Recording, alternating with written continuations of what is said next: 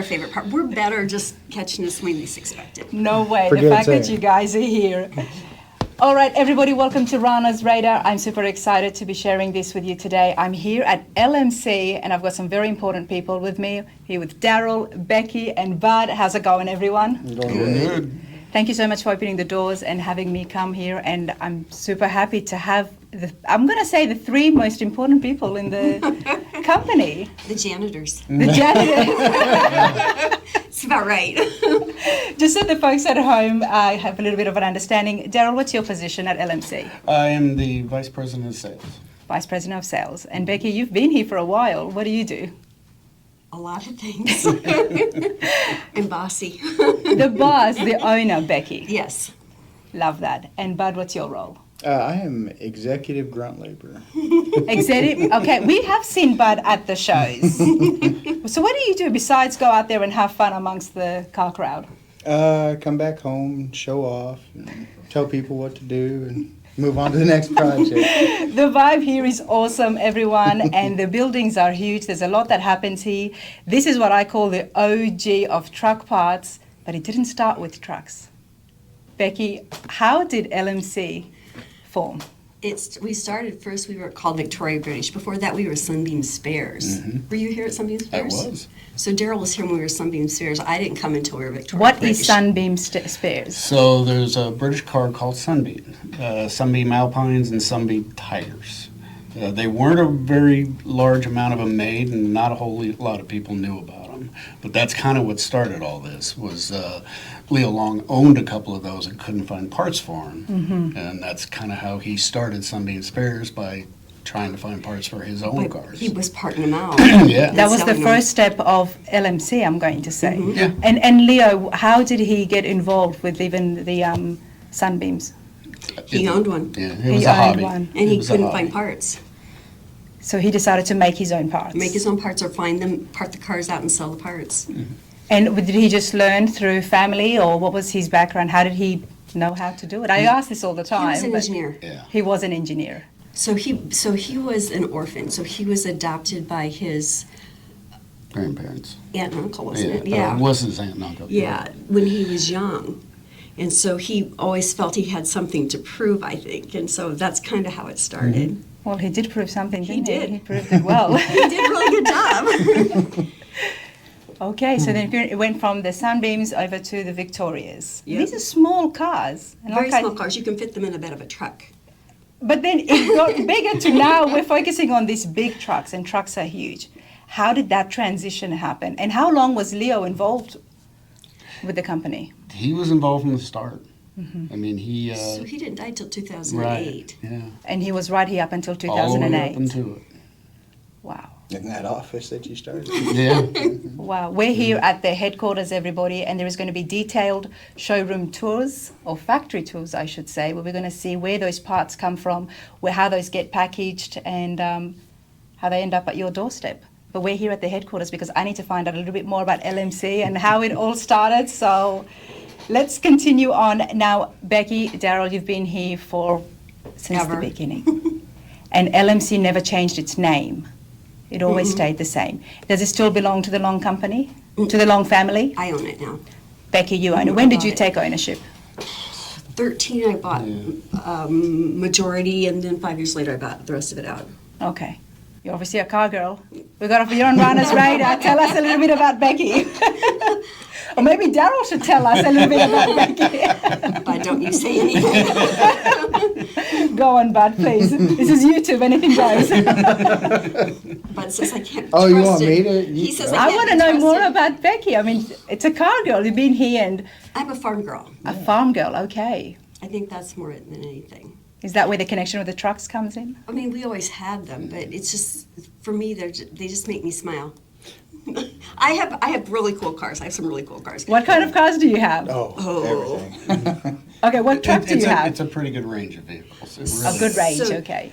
My favorite is the 72. Yeah. She's got a 72 Cheyenne. It's a Oh. little short I was bed. I was telling that we had a good vibe, you know. I'm building a 72 Cheyenne, Becky. Yeah. But there's just something about driving, like you can be really stressed, right? And you get in a truck, an old truck and there's no music, so the radio doesn't usually work. And the AC doesn't work, so you got to roll down the window. So yours is still stock? Pretty much. Somewhat, yeah. The drivetrain is pretty well stocked. Wow. But we've got a different stereo in it, steering wheel, some dress-up parts on the inside, you know. Just dressed it up a little bit. Yeah, no, the stock ones are the most reliable. You know, our hot rods are the ones that are fickle. But tell her the story about how it transitioned from British to LMC truck. It was It really was a fluke. So It the really last was. vehicle on the British market was built in 1981. So we knew there was a life to those vehicles, and at some point it's going to decline. So and there were only so many of them Exactly, made. I mean, if you yeah. think about how many British cars were made and imported in the United States, there weren't that many. And we were buying our parts from England back then. we were, of course. They're bringing parts from containers in from England. Yeah. Okay. And this was in the 90s that you This- had to this sit was down. early right? 90s. Yeah. Early 90s, we sat down and said, hey, Yeah.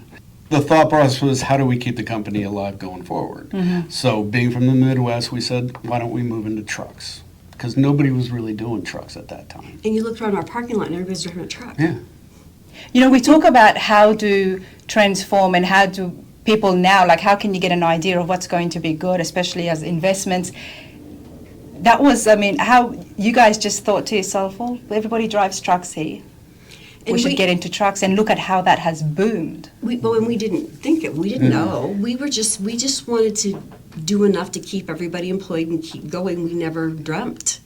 Nobody ever dreamt this would happen. And sometimes I don't even realize it, that we're big. It doesn't seem like it because we all know each other. We give each other bedtime. What do you mean? You guys are like a family. You've got employees. I mean, Oh, absolutely. 35 years yourselves, Yeah. We got generations working here now. Yeah. generations. They do. Yeah, that's cool. And when did you get involved, Bud? 8 years ago. 8 years ago. Yeah, I was a head toilet plunger. So, but when did you first know about us? Oh, I was a customer when I was 16. Yeah, my first truck was a 78 F100. Okay. I still have the catalogs. Do you? Yeah, I'm a hoarder. You know, I so, think all truck people are hoarders. yeah. Oh yeah, I've got parts that I've taken off that I'll never touch again. But How many trips did you make to the dumpster when you cleaned the shop out?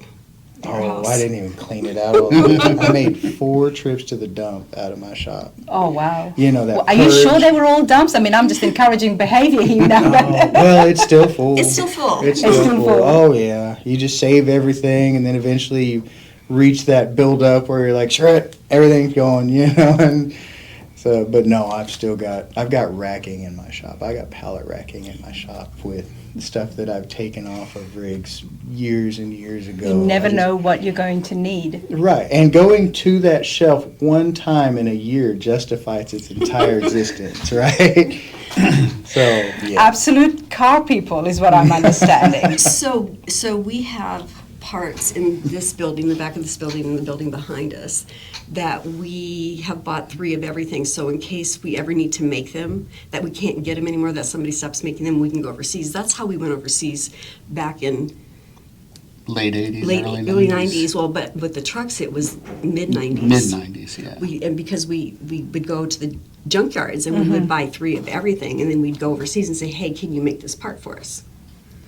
Were you guys To involved Taiwan. with that as well? Well, With going to Taiwan to the... So we started, the reason we ended up in Taiwan was we were doing bumpers out of some factory in the south. I don't Yeah. remember where it was at, and we kept getting them back, and the bumpers, you would stand on them, they would bow, and the chrome would flake. And we said, this doesn't work for us, we need better, and they basically said, this is the best you're gonna get. Right. It's like, but this isn't gonna work. And back then I was really sure of myself, I said, we're gonna do millions of dollars of bumpers, and never dreaming, just How did you find out about Taiwan? I mean, you're here all the way in America. because there's embassies here.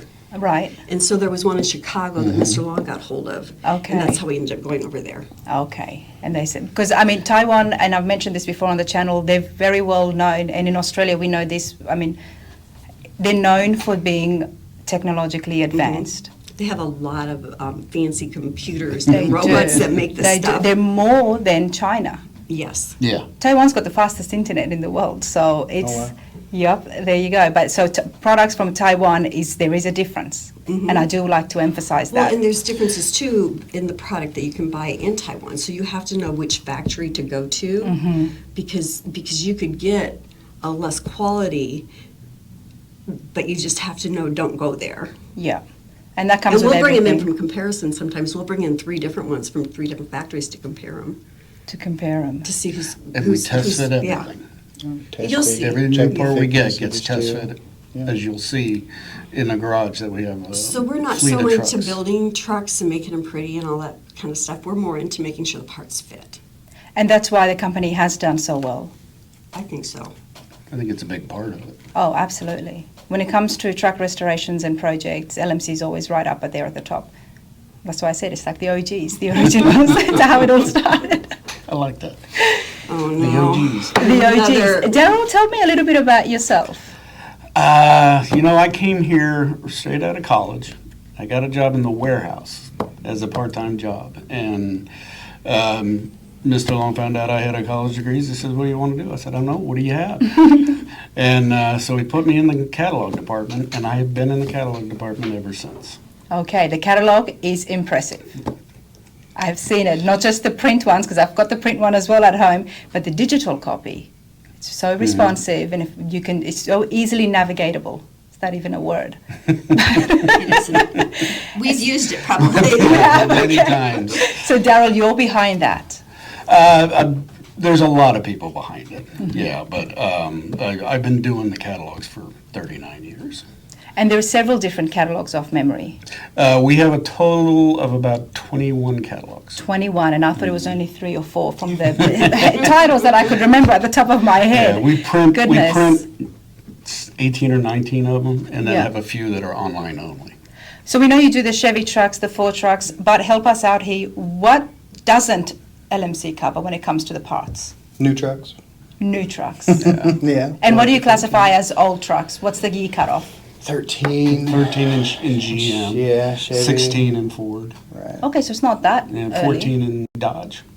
Yeah. Okay. And catalogs get a little thinner, though. In the later models. Not Yeah. quite as much or as heavy as your truck or the square bodies and stuff like And that. I guess that's got to do as well with the generation. I mean, these days, we see, what are they, the squatted trucks, the lifted trucks. There is more modifications done. There's more modifications done to the aesthetics and the looks, the paint, the lights, as opposed to actually the body and getting involved with the transmission and that. Do you think that will change? Do you see that changing? And for you guys, is that something in the future where you might get more involved with the newer trucks? We roll with the times. Like right now, the OBS trucks, the 87 to 98, we're focusing really heavy on those parts because that is shaping up to be about what the square body was. The square bodies are very valuable now. Yes, they When Yeah. when I was a teenager, $3,000 would get me a truck that I could drive to California from here easily. Not anymore. No, no, clapped out. They knew Rana was coming to the States and getting involved with trucks, so let's put those prices up. Well, they were good-looking trucks. They were plentiful, and so naturally they started being used for hot rods when trucks started coming into that scene. But the OBS now I feel like is checking all those boxes and coming up behind it, especially for the younger generation. That's something that they can afford. They're Yeah. good-looking trucks. They're plentiful, and I hate to admit, but I spend a fair amount of time on Marketplace looking for stuff I don't need, and the value of those OBSs are coming up, right behind this. Do you ever drag things home that you don't really need? I drag things here that you cabbage on. Have a video of God's garage and see exactly what is in there. So He's always dragging something home. yeah, well, they don't make them no more, So There you go. You find something cheap on Marketplace. Well, when it comes to reproduction, I think the first stop you both need to do is stop there and see what he's hiding. Well, I don't know. I don't run like that. Most of the things I drag home, I'll bring it over here first and see if, see if they want to cabbage onto it. Like, we're working on a truck, fixing one up for her. It's a, 56 C30. It's got a big flatbed on it, so we can haul mulch and stuff for the garden and everything. Becky, what are you going to do driving around? I mean, Well, because I have a 5,000 square foot garden out in the Okay. country, and so I'm always. you're still a farm girl. Yeah. Yes. So The dirt's always in your blood, kind of like the grease is always underneath your fingernails. we kept the straight six for it, and we're going to have that 400 turbo mounted behind it. But I drug that home Couple of years. 4 years ago, Yeah, 5 it's been a years while. ago. I think I gave like $1,400 for it, and I drove Wait it till you up on see the it. trailer, backed it off the trailer, drove it around here. You know, it's got that granny low force. So it's here as well now? He's back Yeah, there working oh, on it. So how many buildings is there? Tell us a little bit about here at LMC. Now we're in Lenexa, Kansas City. Mhm. How many buildings and what happens in those buildings? Because after this, I'm going for a shop tour. I'm going to call it a shop tour, and we're going to see exactly what happens there. So there's a Chevy building. 4 in total. Yep. Yeah, we call it Chevy building, but we ship all the Chevy and Dodge parts out of this building, minus the large parts. Most of them stay over. But do you at- have finished trucks there as well? No, Okay. no. That's strictly business. We don't really have a lot of finished trucks. What is a finished truck? Is there such a thing as a finished Where truck? is it finished? I got my 78 K10 on the road, kept it on the road for about 2 weeks, and now it's sitting back in the shop with the hood up and tore apart. Yeah. But I mean, you guys are such car people. Did you ever think about getting into building cars? And especially showing that, okay, you know what, every part from this, because you can build a car from the ground up, a truck from the ground up with So nothing we but have a LMC truck parts. out there that you'll see that we actually bolted all our sheet metal onto it and the bumpers and everything, but it's not what we do. I mean, Yeah. we don't build trucks. We all know how to do it. They know how to Yes. do it, and we have the expertise. But our job is more to make sure the parts fit.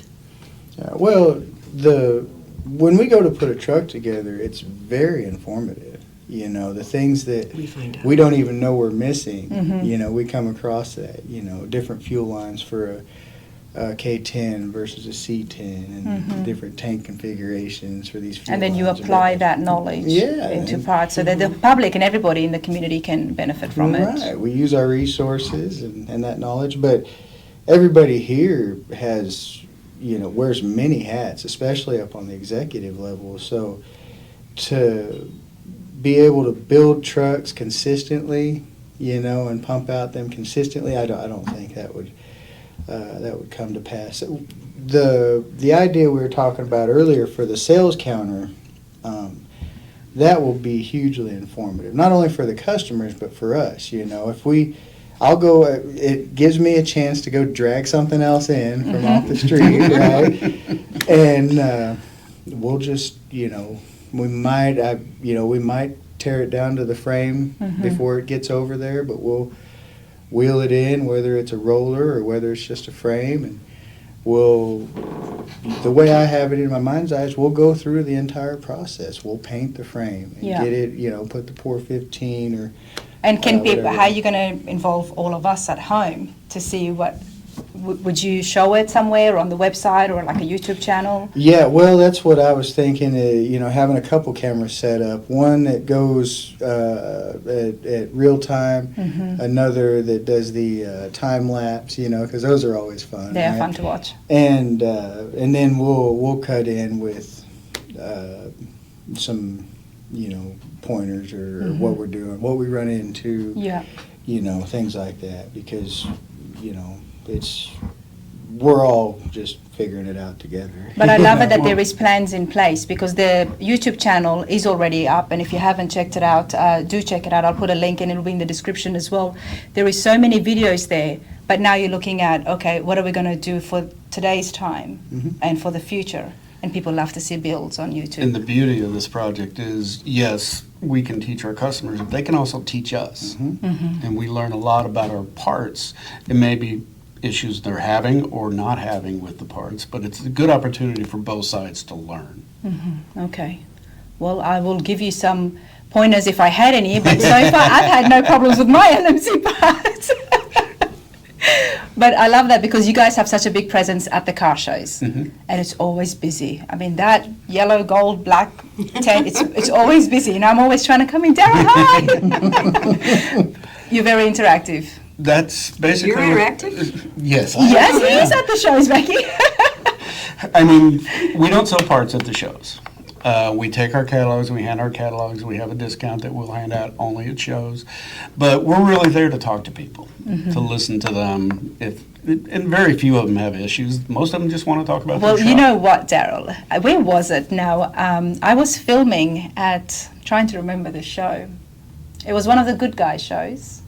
And there was a customer that was needing to fix something on his door. And I was filming, I think I was filming his wife doing an interview. And That was along Des Moines. Des Moines. Yes. It was.